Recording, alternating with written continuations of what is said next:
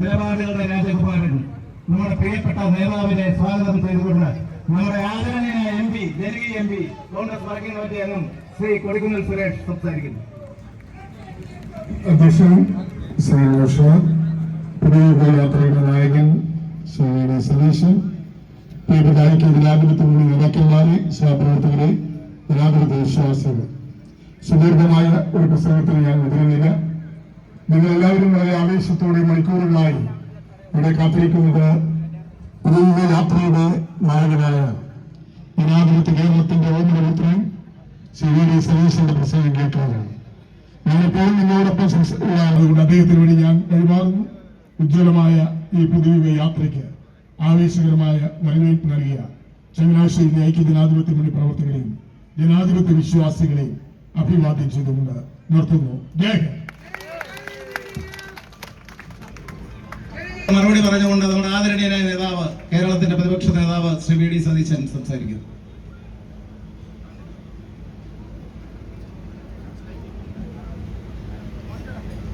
ഏറ്റവും പ്രിയങ്കരനായ അധ്യക്ഷൻ ശ്രീ നൗഷാദ്, ഈ സമ്മേളനം ഉദ്ഘാടനം ചെയ്ത നമുക്കേറെ പ്രിയങ്കരനായ ഐക്യ ജനാധിപത്യ മുന്നണിയുടെ കരുത്തുകൂടിയായ ശ്രീ PJ ജോസഫ് സാർ, ശ്രീ നമ്മുടെ MP ബഹുമാന്യനായ ശ്രീ കൊടിക്കുന്നിൽ സുരേഷ്, പ്രിയങ്കരനായ ശ്രീ KC ജോസഫ്, അഡ്വക്കേറ്റ് മുഹമ്മദ് ഷാ, പ്രിയപ്പെട്ട ശ്രീ നാട്ടം സുരേഷ്, ശ്രീ അഗസ്തി ഷാ, ശ്രീ ശരചന്ദ്ര പ്രസാദ്, ശ്രീ ഫിൽസൺ ഉൾപ്പെടെ കേരള കോൺഗ്രസ് ജില്ലാ പ്രസിഡന്റ് ഉൾപ്പെടെയുള്ള വേദിയിലുള്ള ബഹുമാന്യരായ ഐക്യ ജനാധിപത്യ മുന്നണിയുടെ നേതാക്കളെ, ഏറ്റവും പ്രിയപ്പെട്ട എൻ്റെ സഹപ്രവർത്തകരെ, നമ്മളൊരു മഹായുദ്ധത്തിന് പുറപ്പെടുകയാണ്.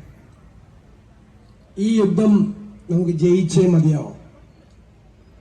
ഇത് കേരളത്തിലെ ജനങ്ങളുടെ ഹൃദയാഭിലാഷങ്ങൾ യാഥാർത്ഥ്യമാക്കാനുള്ള യുദ്ധമാണ്. കഴിഞ്ഞ ഒരു ദശകക്കാലത്തെ ഈ ദുർഭരണത്തിന് അന്ത്യം കുറിച്ച് കേരളത്തിൽ ഒരു പുതുയുഗ പിറവി ഉണ്ടാകണം.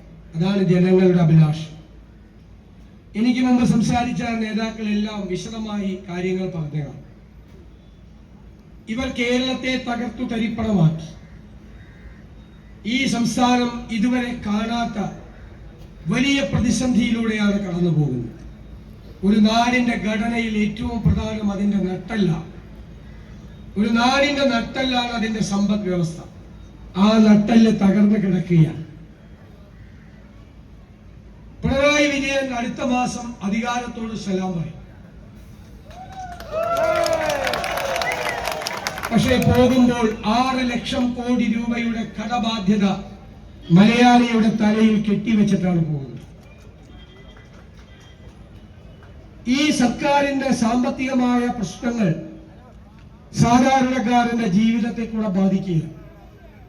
ഇന്ത്യയിൽ ഇന്ന് ഏറ്റവും കൂടുതൽ വിലക്കയറ്റമുള്ള ഒന്നാമത്തെ സംസ്ഥാനം കേരളമാണ്. 12 മാസമായി എല്ലാ മാസവും കേരളമാണ് ഒന്നാം സ്ഥാനത്ത് വരുന്നത്. വേറെ ആർക്കും വിട്ടുകൊടുത്തിട്ടില്ല. ഏറ്റവും കൂടുതൽ വിലക്കയറ്റം. മാർക്കറ്റിൽ ഇടപെടാൻ കഴിയുന്നില്ല. സപ്ലൈകോയ്ക്ക് കൊടുക്കാനുള്ളത് കോടികളാണ്. KSRTCയുടെ ഷെഡ്യൂളുകൾ 3 കുറഞ്ഞു. വൈദ്യുതി ബോർഡ് ഉമ്മൻചാണ്ടി സാർ ഉണ്ടായിരുന്നപ്പോൾ ലാഭത്തിലാക്കി. ഒരു യൂണിറ്റിന് 22 പൈസ കുറച്ചു കൊടുത്തു. ഈ 10 വർഷം കൊണ്ട് ലാഭത്തിലായ വൈദ്യുതി ബോർഡിനെ 50,000 കോടി രൂപയുടെ കടത്തിലാക്കിയവർ ഇപ്പൊ തന്നെ 3-4 പ്രാവശ്യം വൈദ്യുതി ചാർജ് കൂട്ടി. ഇപ്പോൾ 5ാമതും കൂട്ടാൻ വേണ്ടിയിട്ട് പറഞ്ഞിട്ടാണ് ഇപ്പോ ഇറങ്ങാൻ പോകുന്നത്. കെട്ടിട നിർമ്മാണ തൊഴിലാളികൾക്ക് പെൻഷൻ കിട്ടിയിട്ട് 19 മാസമായി. നിരവധി ക്ഷേമനിധികൾ തകരുകയാണ്. ചുമട്ടു തൊഴിലാളി ക്ഷേമനിധിയിൽ നിന്ന് കഴിഞ്ഞ വർഷം 100 കോടി എടുത്തു, തിരിച്ചടച്ചില്ല. ഇപ്പൊ വീണ്ടും മുഖ്യമന്ത്രി വിളിച്ചിട്ട് 250 കോടി എടുക്കാൻ പോവാ. അതോടുകൂടി അതിന്റെ കാര്യത്തിൽ തീരുമാനമാവും. നിരവധി ക്ഷേമനിധികൾ തകരുകയാണ്. ഇതാണ് കേരളത്തിന്റെ സ്ഥിതി. 1 ലക്ഷം കോടിയാണ് ജീവനക്കാർക്കും അധ്യാപകർക്കും പെൻഷൻകാർക്കും കൂടി കൊടുക്കാനുള്ളത്.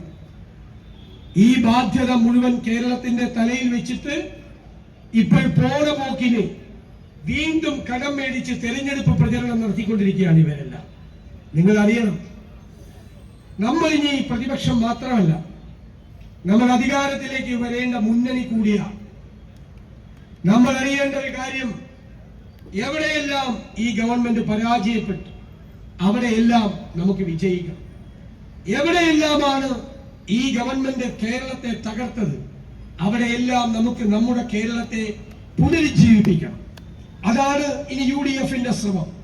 അതിനുവേണ്ടി കഴിഞ്ഞ 2 വർഷക്കാലമായി നമ്മൾ കഠിനാധ്വാനം നടത്തുന്നു, നമ്മൾ ഗൃഹപാഠം ചെയ്യുന്നു. ഇന്ത്യയിൽ ആദ്യമായി ഒരു മുന്നണി തെരഞ്ഞെടുപ്പിനെ നേരിടാൻ കൃത്യമായ പരിപാടികളുമായി, ബദലുകളുമായി, ഈ കേരളത്തെ രക്ഷിക്കാനുള്ള പദ്ധതികളുമായി വരിക. ഇവര് തകർത്ത സമ്പദ് വ്യവസ്ഥ നമുക്കതിനെ പിടിച്ചെഴുന്നേൽപ്പിക്കണ്ടേ? കൃത്യമായ ധനകാര്യ മാനേജ്മെന്റിലൂടെ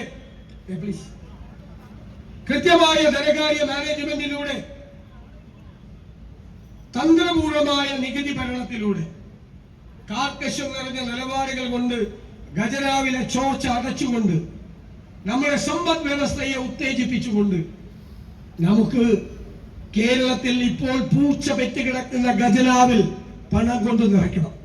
വരുമാനം വേണം. അതാണ് ഒരു സ്റ്റേറ്റിന്റെ ആദ്യത്തെ ചുമതല, വരുമാനം ഉണ്ടാക്കുക. പൂച്ച പെറ്റുകിടക്കുന്ന ഖജനാവുമായി പ്രഖ്യാപനം ചെയ്യുന്ന പ്രസ്താവനയല്ല, ആ പ്രസ്ഥാനമല്ല UDF.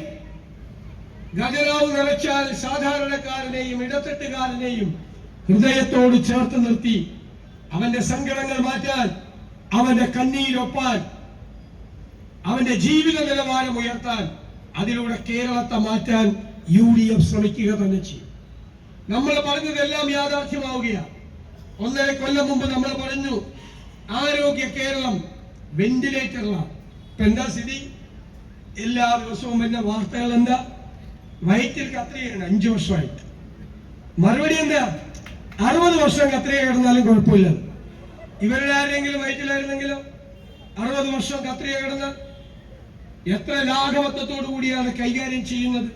ഞാൻ പാലക്കാട് നെന്മാറയിൽ ഒരു കുട്ടി വീണ് പരിക്കേറ്റു കൈക്ക്. ആശുപത്രിയിൽ പോയതാണ്, നിസ്സാര ചികിത്സയുള്ളൂ. ചികിത്സിച്ച് കൈ മുറിച്ച് മാറ്റേണ്ടി വന്നു. 4ാം ക്ലാസ്സിൽ പഠിക്കുന്ന കുഞ്ഞ് അമ്മയോട് ചോദിക്കുകയാണ്, അമ്മ എന്റെ കൈ എവിടെ പോയത്? കേട്ടാൽ നമുക്ക് ചങ്ക് പൊട്ടിപ്പോവും. പക്ഷെ ആ കുഞ്ഞിനൊരു യന്ത്രക്കൈ വെച്ചു കൊടുക്കാൻ പോലും തയ്യാറാകാത്ത ക്രൂരന്മാരുടെ സർക്കാരാണ് കേരളം ഭരിക്കുന്നത്. നമ്മൾ ആലോചിച്ചു നോക്കണം. ഒരു മനസാക്ഷിയുമില്ലാത്തവർ ഈ വെന്റിലേറ്ററിൽ കിടക്കുന്ന ആരോഗ്യ കേരളത്തെ നമുക്ക് ആരോഗ്യവതിയാക്കി കേരളത്തിലൂടെ നടത്തണം. അതിന് നമ്മൾ ഹെൽത്ത് കമ്മീഷൻ വെച്ചു, ഹെൽത്ത് കോൺക്ലേവ് നടത്തി, 300-ലധികം ഡോക്ടർമാരുമായി ആശയവിനിമയം നടത്തി നമ്മൾ ഒരു ആരോഗ്യ രേഖ സമർപ്പിച്ചു. ആ ആരോഗ്യ രേഖ കേരളത്തിൽ UDF നടപ്പാക്കും. അത് നടപ്പാക്കുമ്പോൾ ഞാൻ നിങ്ങളോട് വാക്കു പറയുന്നു, ലോകരാജ്യങ്ങളിൽ നിന്ന് പോലുമുള്ള ആളുകൾ ചികിത്സ തേടി കേരളത്തിലെത്തുന്ന കേരളം ആരോഗ്യത്തിന്റെ ഡെസ്റ്റിനേഷൻ പോയിന്റായി മാറി. നമ്മൾ കഴിഞ്ഞ ദിവസം ഒരു വിദ്യാഭ്യാസ രേഖ തയ്യാറാക്കി.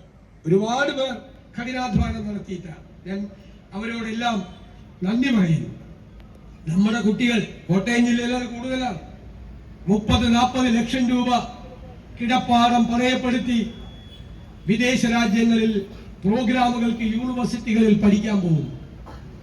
ഞാൻ നിങ്ങളോട് പറയുന്നു, UDF വരുമ്പോൾ അവർ കാനഡയിലും ജർമ്മനിയിലും ഓസ്ട്രേലിയയിലും UK-യിലും പോയി യൂണിവേഴ്സിറ്റികളിൽ പഠിക്കുന്ന പ്രോഗ്രാമുകൾ കേരളത്തിലെ യൂണിവേഴ്സിറ്റികളിൽ നമ്മൾ തുടങ്ങും. അവരിവിടെ പഠിച്ചു പുറത്തിറങ്ങിയാൽ 2 കാര്യം: ഒന്ന് തൊഴിൽ, അല്ലെങ്കിൽ സംരംഭം തുടങ്ങാനുള്ള സഹായം. അതിനായി കേരള ചരിത്രത്തിൽ ആദ്യമായി നമ്മൾ തയ്യാറാക്കുന്ന സമഗ്രമായ ഒരു തൊഴിൽ സംരംഭ പദ്ധതി, ഈ ജാഥ, ഈ യാത്ര തിരുവനന്തപുരത്ത് എത്തുന്നതിന് മുമ്പ് നമ്മൾ അവതരിപ്പിക്കും. കാർഷിക മേഖലയിൽ നല്ല പാക്കേജ്, വന്യജീവി ആക്രമണം തടയാനുള്ള സമഗ്രമായ പദ്ധതി, കർഷകർക്ക് അവർ ഉൽപ്പാദിപ്പിക്കുന്ന സാധനങ്ങൾക്ക് ന്യായമായ വില കിട്ടുന്നതിനുള്ള താങ്ങുവില, അവരുടെ വാല്യൂ ആഡഡ് ഉൽപ്പന്നങ്ങൾ, മൂല്യവർദ്ധിത ഉൽപ്പന്നങ്ങൾ ഉണ്ടാക്കി അവർക്ക് കൂടുതൽ വില കിട്ടാനുള്ള സൗകര്യങ്ങൾ, സമഗ്രമായ ഒരു കാർഷിക പാക്കേജ് UDF-ന്റെ കയ്യിലുണ്ട്. ഞങ്ങൾക്ക് ഒരു സ്വപ്നതുല്യമായ പദ്ധതിയുണ്ട്. കേരളത്തിൽ 600 കിലോമീറ്റർ കടലാണ്, 2 അന്താരാഷ്ട്ര തുറമുഖങ്ങളുണ്ട്, ഒരു കണ്ടെയ്നർ ടെർമിനലുണ്ട്, 17 മിനി തുറമുഖങ്ങളുണ്ട്. എല്ലാത്തിനെയും സംയോജിപ്പിച്ച് മിഷൻ സമുദ്ര എന്ന പേരിൽ നമ്മൾ ഒരു കോസ്റ്റൽ ഷിപ്പിംഗ് തുടങ്ങും. ഈ റോഡിലൂടെ പോകുന്ന വാഹനങ്ങളുടെ 70% ഇതിന്റെ 1/4 ചെലവിൽ കടലിലൂടെ പോകും. റോഡ് ഫ്രീ ആകും. 2ാം ഘട്ടത്തിൽ ക്രൂയിസ് ഷിപ്പിംഗ് തുടങ്ങും, പാസഞ്ചേഴ്സ് വരും. 3ാം ഘട്ടത്തിൽ നദികളെ കൂടി സംയോജിപ്പിച്ചുകൊണ്ടുള്ള വിശദമായ ടൂറിസം പദ്ധതി വരും. സിംഗപ്പൂർ പോലെ, സിയാറ്റിൽ പോലെ കേരളത്തെ ഒരു തുറമുഖ നഗരമാക്കി മാറ്റുക എന്നത് UDFന്റെ സ്വപ്നമാണ്. ഈ പദ്ധതി തയ്യാറാക്കിയ അന്താരാഷ്ട്ര വിദഗ്ധർ എന്നോട് പറഞ്ഞത്, ഇത്തരം ഒരു പരിപാടി നടത്താൻ കേരളം പോലുള്ള ഒരു മനോഹരമായ സ്ഥലം ലോകത്ത് എവിടെയും ഇല്ല എന്നുള്ളതാണ്. നിരവധി ഏവിയേഷൻ പദ്ധതികൾ ഉൾപ്പെടെ നിരവധി കുറച്ച് സസ്പെൻസ് ചെയ്യട്ടെ. പക്ഷേ ഈ യാത്ര തിരുവനന്തപുരത്ത് എത്തുമ്പോൾ കേരളത്തിലെ ജനങ്ങൾക്ക് ഒരു കാര്യം ബോധ്യമാവും. ഇവര് വരുന്ന വരവ് കേവലം ഭരണമാറ്റത്തിന് വേണ്ടിയുള്ള വരവ് മാത്രമല്ല, കേരളത്തിന്റെ മാറ്റത്തിന് കൂടിയുള്ള വരവാണ്. നമുക്ക് നമ്മുടെ മാറ്റം വേണം. ഞാൻ നിങ്ങൾക്ക് പറയുന്നു, ഇനി നമ്മുടെ കേരളം പിന്നോട്ട് പോകില്ല. ഇനി നമ്മുടെ കേരളം മുന്നോട്ട് കുതിക്കുക തന്നെ ചെയ്യും. അതിനായി വരാനിരിക്കുന്ന തലമുറകൾക്ക് വേണ്ടി കൂടിയുള്ള ഒരു കേരളം ഉണ്ടാക്കണം. ഇവിടെ വർഗീയതയാണ് ചർച്ച. ആർക്കും പ്രയോജനമില്ലാത്ത ജനങ്ങളെ ഭിന്നിപ്പിക്കുന്ന വർഗീയത. സംഘപരിവാറുകാർക്ക് നമ്മൾ ഒരുമിച്ചിരിക്കുന്നത് കണ്ടാൽ സങ്കടം. അവർ ഭിന്നിപ്പുണ്ടാക്കും, നമ്മളെ ശത്രുക്കളാക്കും. അപ്പോഴാണ് അവർക്ക് ആശ്വാസം. എന്റെ സങ്കടം സംഘപരിവാറിന്റെ അതേ പാതയിലൂടെ കേരളത്തിലെ CPM-ഉം സഞ്ചരിക്കുന്നു. ഡൽഹിയിലെ ചേട്ടൻ ബാവയും തിരുവനന്തപുരത്തെ അനിയൻ ബാവയും ഒരേ തോണിയിൽ സഞ്ചരിച്ചുകൊണ്ടിരിക്കുകയാണ്. ഇപ്പോൾ കേരളത്തിൽ വർഗീയതയ്ക്ക് തിരികൊളുത്തിയിരിക്കുന്നത് മുഖ്യമന്ത്രി ശ്രീ പിണറായി വിജയനാണ്. ആ വർഗീയത ആളിക്കത്തിക്കാൻ അവർ ശ്രമിക്കുന്നു. നമ്മൾ തിരിച്ചറിയണം, ഒരു തീപ്പൊരി വീണാൽ ആളിക്കത്തിക്കാൻ ശ്രമിക്കുന്ന വർഗീയവാദികൾ ഉള്ള സ്ഥലത്ത് അവർക്ക് തീപ്പന്തം എറിഞ്ഞു കൊടുക്കുകയാണ് CPM ചെയ്യുന്നത്. നമ്മളതിനെ ശക്തിയായി എതിർക്കും. UDF-ന് ഒരു നിലപാടുണ്ട്. ആരും വർഗീയത പറയണ്ട. ന്യൂനപക്ഷ വർഗീയതയും വേണ്ട, ഭൂരിപക്ഷ വർഗീയതയും വേണ്ട. ആര് പറഞ്ഞാലും നമ്മളെ അതിനെ എതിർക്കും. ആര് മതേതരത്വം സംസാരിച്ചാലും നമ്മൾ അതോടൊപ്പം നിൽക്കും. വർഗീയവാദികളെ അടിച്ചതിന്റെ അകത്ത് കയറ്റാത്ത സംഘടനകൾ നമ്മുടെ നാട്ടിലുണ്ട്. അവരോട് നമുക്ക് ബഹുമാനവും ആദരവുമാണ് ഉള്ളത്. പക്ഷെ വർഗീയതയുമായി സന്ധി ചെയ്യുന്നവരെ നമ്മൾ എതിർക്കുക തന്നെ ചെയ്യും. തെരഞ്ഞെടുപ്പിന്റെ കാലത്ത് സാധാരണ ഒന്ന് ഇളകും ഇത്തരം അഭിപ്രായങ്ങൾ. പക്ഷെ നമ്മൾ തെരഞ്ഞെടുപ്പ് കാലത്തും അത് കോംപ്രമൈസ് ചെയ്യില്ല. ആര് വന്ന് ഭീഷണിപ്പെടുത്തിയാലും ആ ബ്ലാക്ക് മെയിലിംഗുകൾക്ക് മുമ്പിൽ നമ്മൾ തളരില്ല. കാരണം നമുക്കൊരു നിലപാടുണ്ട്, മതേതര നിലപാടാണ്. ഞാൻ പറയുന്നത്, പിണറായി വിജയനും VD സതീശനും ഒക്കെ ഇനി കുറച്ചു നാൾ കൂടിയുള്ളൂ, പിന്നെ ഓർമ്മയാകും. പക്ഷെ നമ്മുടെ കേരളം ഉണ്ടാവും, നമ്മുടെ ഈ മക്കളുണ്ടാവും, അവരുടെ മക്കളുണ്ടാവും. അവർ ജീവിക്കുന്ന കേരളത്തിൽ സൗഹാർദ്ദം തകർക്കാൻ ആരെങ്കിലും ശ്രമിച്ചാൽ നമ്മൾ ജീവിച്ചിരിക്കുമ്പോൾ നമ്മൾ അതിന് സമ്മതിക്കില്ല. മതേതര കേരളം ഇരു കൈകളും നീട്ടി നമ്മുടെ ഈ മതേതര നിലപാടിനെ സ്വീകരിക്കുക തന്നെ ചെയ്യുമെന്ന് എനിക്ക് ഉറപ്പുണ്ട്. ഈ തെരഞ്ഞെടുപ്പ് കഴിയുമ്പോൾ നിങ്ങൾ നോക്കിക്കോ, ഈ കേരളം തലയെടുപ്പോടുകൂടി നിന്ന് ഈ രാജ്യത്തോട് പറയും, ഇതാണ് ഞങ്ങളുടെ മതേതര കേരളം എന്ന് അഭിമാനത്തോടെ പറയും. അതിലേക്ക് നമ്മൾ കൊണ്ടുപോകണം. ഇവിടെ CPM എന്ന് പറയുന്ന പ്രസ്ഥാനം രാഷ്ട്രീയത്തിൽ അപജയം ഉണ്ടാക്കിയിരിക്കും. അവർക്ക് കൊള്ള ചെയ്താൽ മതി നാട്. കൊള്ള ചെയ്ത് ഇപ്പൊ ചെയ്യാതിരിക്കാൻ മേലാന്നായി. ഇപ്പൊ രക്തസാക്ഷി ഫണ്ട് വരെ തട്ടിപ്പായി. CPM-ന് ഇപ്പോ രക്തസാക്ഷികൾ ഉണ്ടാകുന്നത് ലോട്ടറി അടിക്കുന്ന പോലെ. അവരുടെ പേരിൽ ഫണ്ട് പിരിവാ. നിങ്ങൾ പയ്യന്നൂരിൽ കണ്ടു, കൊച്ചിയിൽ കണ്ടു, തിരുവനന്തപുരത്ത് കണ്ടു. തിരുവനന്തപുരത്ത് വിഷ്ണു എന്ന് പറയുന്ന CPM-ന് വേണ്ടി രക്തസാക്ഷിയായ ഒരു ചെറുപ്പക്കാരൻ, അവന്റെ കുടുംബം മുഴുവൻ കോൺഗ്രസിൽ ചേർന്നു. രക്തസാക്ഷികളുടെ കുടുംബത്തിന് പോലും ഇഷ്ടമില്ലാത്ത വൃത്തികെട്ട പാർട്ടിയായി കേരളത്തിലെ CPM മാറി. ശബരിമലയിൽ നിങ്ങൾ കണ്ടില്ലേ, അയ്യപ്പന്റെ സ്വർണം കവർന്നതിന് 3 പ്രധാനപ്പെട്ട നേതാക്കന്മാർ ജയിലിൽ കിടക്കുക. ജയിലിലാണ്. സ്വർണം മാത്രമല്ല മോഷ്ടിച്ചത്, അയ്യപ്പന്റെ ശ്രീകോവിലിന്റെ മുന്നിലുള്ള അതിമനോഹരമായ സ്വർണത്തിൽ പൊതിഞ്ഞ ദ്വാരപാലക ശില്പം അങ്ങനെ തന്നെ എടുത്തുകൊണ്ട് പോയി ഒരു കോടീശ്വരന് വിറ്റു. അയാളെ പറ്റിച്ചു. അയാൾക്ക് അറിയില്ലല്ലോ ഇത് കള്ള മുതലാണ്. കോടികൾ വാങ്ങിച്ചു. എന്നിട്ട് കോടതി പറയുകയാണ് അതേ മോഡലിൽ എത്ര കള്ളന്മാരാണ്, ചെമ്പിൽ ഒരു വ്യാജ മോൾഡിൽ അതേ സാധനം ഉണ്ടാക്കി എന്നിട്ട് അതിൽ പൂശി അവിടെ കൊണ്ട് വെച്ചിരിക്കുകയാണ്. ഇതാരും പറഞ്ഞില്ല, ആരും പറഞ്ഞ് 2019 നടന്നത് ആരും പറഞ്ഞില്ലെങ്കിൽ കള്ളന്മാർ എന്ത് ചെയ്യും? വീണ്ടും കക്കും. 2024 വീണ്ടും കക്കാൻ ശ്രമം നടത്തും. വീണ്ടും പൂശണം. വീണ്ടും പൂശണം എന്ന് പറഞ്ഞാൽ വീണ്ടും കക്കണമെന്നാണ് അതിന്റെ അർത്ഥം. അപ്പൊ കോടതി ഇടപെട്ടു. ഞാൻ കരുതുന്നത് സാക്ഷാൽ അയ്യപ്പൻ തന്നെ ഇടപെട്ടെന്നാണ്. കാരണം അദ്ദേഹത്തിന് മനസ്സിലായി ഇവന്മാർ ഈ പോക്ക് പോയാൽ അയ്യപ്പന്റെ തങ്ക വിഗ്രഹം വരെ അടിച്ചു മാറ്റും. ഇതല്ലേ സ്ഥിതി. അത് കഴിഞ്ഞു. ഈ 3 നേതാക്കന്മാർക്കെതിരായി ഒരു അച്ചടക്ക നടപടി പോലും എടുക്കാത്ത പാർട്ടിയാണ് CPM. അയ്യപ്പന്റെ സ്വരം പേടിയാണ്. അവര് വല്ലതും പറഞ്ഞാൽ ഇപ്പൊ നടക്കണ പലരും അകത്തു പോകും. വീണ്ടും നേതാക്കന്മാർ, അതിനേക്കാൾ വലിയ നേതാക്കന്മാർ അകത്തു പോകും. ഭയമാണ് അവർ. അത് കഴിഞ്ഞ് ഒരു ദിവസം പെട്ടെന്ന് ബഹുമാന്യനായ മുഖ്യമന്ത്രിക്ക് പിണറായി വിജയന് പെട്ടെന്ന് ഒരു അയ്യപ്പ ഭക്തി. ഞാൻ തന്നെ ഞെട്ടിപ്പോയി. എന്താണത്? ആഗോള അയ്യപ്പ സംഗമം. അയ്യപ്പനേക്കാൾ വലിയ പണം വെച്ചിരിക്കുകയാണ് പിണറായി വിജയൻ. കഴിഞ്ഞ ആഴ്ചയാണ് മനസ്സിലായത്. മുഴുവൻ തട്ടിപ്പായിരുന്നു, കണക്ക് ചേരുന്നില്ല. 600 പേരാണ് പരിപാടിയിൽ പങ്കെടുത്തത്. 600 പേര് പങ്കെടുത്ത പരിപാടിയുടെ ചെലവെത്രയാണ്? 12 കോടി.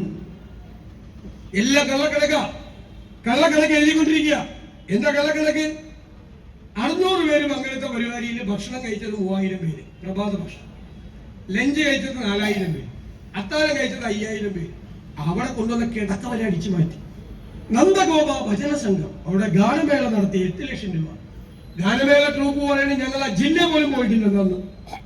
അതൊക്കെ കള്ളക്കണക്ക് എഴുതി വെക്കുക. അപ്പൊ ഞാൻ ഇവരോട് നമ്മുടെ മിനിസ്റ്ററോടൊരു കഥ പറഞ്ഞു. കൊല്ലത്ത് CPM ഭരിക്കും. ഇപ്പൊ നമ്മളാ ഭരിക്കുന്ന കോർപ്പറേഷൻ. ഒരു ഫെസ്റ്റിവലാണ്. ഇപ്പൊ ഒരു കുതിരയെ കൊണ്ടുവന്നതിന്റെ ഒരു കണക്കുണ്ടാക്കി. കുതിരയെ കൊണ്ടുവന്നത് വാഹനത്തിലല്ലേ. അപ്പൊ വൗച്ചർ എഴുതി മേടിക്കണം വാഹനത്തിന്റെ. വൗച്ചറിൽ വാഹനത്തിന്റെ നമ്പർ എഴുതണം. നമ്പർ എഴുതി കുതിരയെ കൊണ്ടുവന്ന വാഹനം ഓഡിറ്റ് കയറി പരിശോധിച്ചപ്പോ കുതിരയെ കൊണ്ടുവന്ന വാഹനം ഏതാണെന്നറിയാം? മാരുതി 800. മാരുതി 800ൽ കുതിരയെ കൊണ്ടുവന്ന വിദ്വാന്മാരാണ് അയ്യപ്പന്റെ സ്വർണ്ണം അടിച്ചു മാറ്റിയത്. കമന്ന് വീണാൽ കാൽപ്പണവുമായി പൊങ്ങുന്ന കൊള്ളക്കാരുടെ സർക്കാരാണ്. അതാണ് മെയിൻ പരിപാടി. എന്നിട്ട് ഇപ്പൊ പ്രഖ്യാപനങ്ങളാണ്. എന്തൊരു തുടിക്കെട്ടിയാണ്. വിഴിഞ്ഞം തുറമുഖം കൊണ്ടുവന്നത് ഞങ്ങളാണ്. ആ ഉമ്മൻചാണ്ടി സാർ KCR മന്ത്രിസഭയിലുണ്ട്, PJ ഉണ്ടായി. ഇത് പ്രഖ്യാപിച്ചത് വിഴിഞ്ഞം തുറമുഖം ഉമ്മൻചാണ്ടി. അന്ന് ഈ പിണറായി വിജയൻ പറഞ്ഞ വാക്കെന്താണെന്നറിയോ? 6000 കോടി രൂപയുടെ റിയൽ എസ്റ്റേറ്റ് കച്ചവടമാണ്. ഈ ദേശാഭിമാനി പത്രത്തിന്റെ ഫ്രണ്ട് പേജ് എന്തായിരുന്നല്ലേ? കടൽ കൊള്ള. അത് പൂർത്തിയായപ്പോ അതിന്റെ ക്രെഡിറ്റ് എടുക്കില്ല. 8 കാലം മമ്മൂഞ്ഞ് തോറ്റു ഇവരുടെ മുമ്പിൽ. സ്ഥലമാണ് ചങ്ങനാശ്ശേരി എന്ന് ഞാൻ നന്ദിപൂർവ്വം ഇപ്പോഴും ആ ഒരു സമരത്തിലാണ്. ആ സമരത്തെ ഞാൻ ഒരിക്കൽ കൂടി അഭിവാദ്യം ചെയ്യുന്നു. ഒരു കാരണവശാലും കേന്ദ്രം അനുമതി കൊടുത്താലും ഇപ്പോഴത്തെ ഈ ഏറെ വരാൻ നമ്മൾ ഒരിക്കലും സമ്മതിക്കും. ന്യായമായ വികസനത്തിന്റെ കൂടെ നമ്മൾ നിൽക്കും. നമ്മൾ ഏതിനെ എതിർത്തിരിക്കുന്നത് എല്ലാ കാര്യത്തിന്റെയും കൂടെ ഉണ്ടാകും.